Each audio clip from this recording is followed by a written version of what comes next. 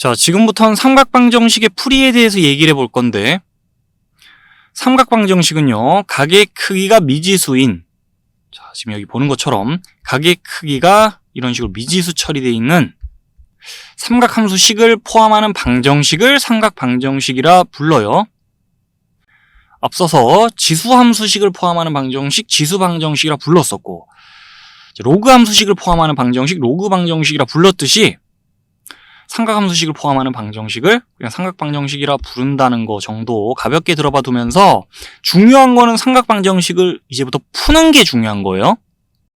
그래서 요 예로 띄어진 3개의 삼각방정식을 보면서, 자, 이 것들을 차례대로 해결해 보면서 삼각방정식 또 삼각부등식의 풀이 때 필요한 기본적인 얘기들을 쭉 해 볼 거거든요. 근데 본격적인 이 방정식의 풀이에 앞서서 주의해야 될 것부터 하나 말하고 갈게요. 여기 지금 범위 표시되어 있는 거 보이죠? 자, 삼각방정식을 풀 때는 보통 이렇게 범위가 주어지고 이 제한된 범위 내에서 등식을 만족시킬 수 있는 x값을 생각해 보게 되기 마련이에요. 우리 방정식을 푼다는 거는요, 등식을 만족시킬 수 있는 x값을 전부 다 찾는 거예요. 근데 만약에 삼각방정식을 풀 때, 예를 들어 이 삼각방정식을 푼다 치면 범위가 안 주어져 있다? 그러면 근이 무수히 많아집니다. 우리 사인 함수의 값이 2분의 1 될 때가 많잖아요, 그죠? 자, 그 근이 무수히 많아지게 되는데, 그렇게 무수히 많은 x값에 대해 생각할 때는 거의 없을 겁니다. 근데 보통 이런 식으로 범위가 주어지고요, 그 범위 내에서 이 등식을 만족시킬 수 있는 유한계의 x값, 자, 유한계의 근에 대해 생각하게 될 거예요. 그래서 범위가 보통 주어진다는 거, 근데 범위가 주어진다는 게 중요한 게 아니라, 그래서 범위를 잘 봐야 돼요. 주어지는 범위를. 그게 중요한 거예요.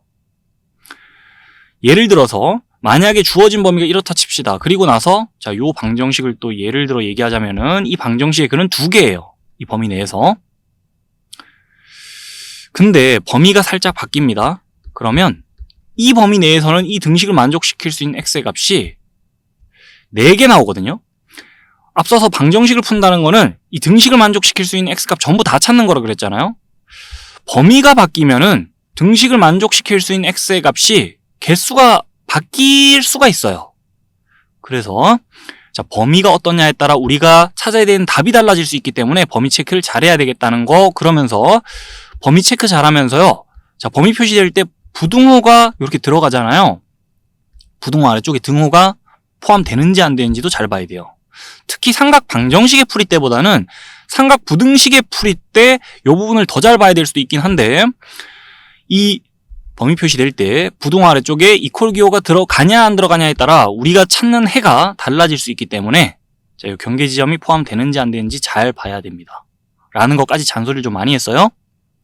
자, 아무튼 범위 표시 잘 보자는 거 추가적으로 얘기하면서 이제 삼각방정식을 풀어보기 시작해야 되는데, 이론 설명을 쭉 한 다음에요, 자, 삼각방정식의 풀이를 위한 이론 정리를 쭉 한 다음에 이 이론들을 하나씩 적용해 나가면서 방정식을 풀어볼 거예요, 지금부터는. 그래서 이론 정리를 쭉 먼저 하겠습니다. 아시겠죠?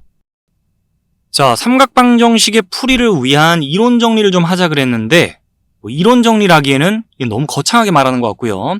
이미 알고 있는 내용을 다시 한번 상기해보는 과정을 거칠 거예요. 삼각방정식의 풀이를 위해 필요한 내용들을. 자, 다시 한번 정리해보는 시간을 가질 거예요. 먼저 살펴볼 내용은, 자, 요 방정식, fx는 gx라는 방정식이 있다 칩시다. 그 방정식의 근이요, 두 함수의 그래프의 교점과 관련이 있는 거 아시죠? 자, 요 내용 알고 계시죠? 요 예를 들어서 띄워놓은 이 방정식을 잠깐 볼게요. 이 방정식의 실근 다 찾아놨어요. 자, 근데 이 방정식의 실근이 이 함수하고 이 함수의 그래프의 교점에 x 좌표잖아요. 이 방정식의 실근이. 자, 그거 다 알고 있죠?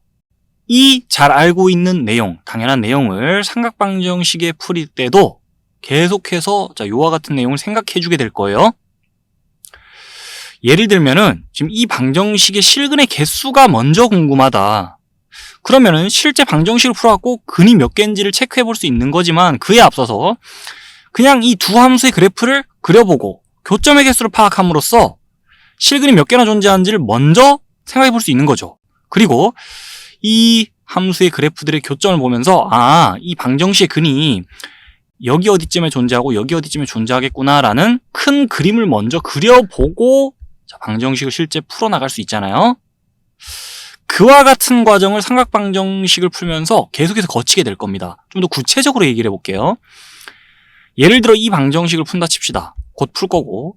자, 근데 이 범위 내에서 이 등식을 만족시킬 수 있는 x의 값을 다 찾는다 칠게요. 그러면 우리는 제일 먼저 할 게 뭐냐면 두 함수의 그래프를 먼저 그립니다. 요 사인 함수의 그래프를 필요한 만큼만 먼저 그려요. 우리 요 범위 내에서만 체크하는 거니까 x값이 0 이상 2파이 미만일 때까지만 그래프를 그려놓고 그러면서 y축 그리고요. y는 2분의 1이라는 라인과 사인 함수의 그래프가 만날 때가 몇 번 있나를 보는 거예요. 교점의 개수를 먼저 체크해요. 이 방정식의 근, 이 범위 내에서 두 개 있겠다. 그리고 어디쯤에 어떻게 근이 존재할지를 먼저 큰 그림을 그리는 거예요.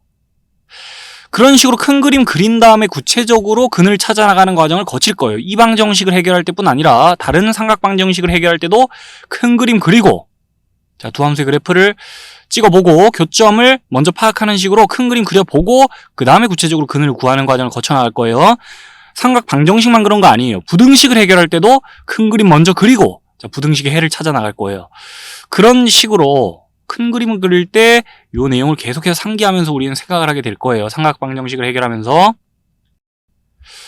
방정식의 근이 결국 두 함수의 그래프의 교점과 관련이 있다는 거. 이 사실을 이미 잘 알고 있었을 거고 지금부터도 많이 활용해 주게 될 겁니다.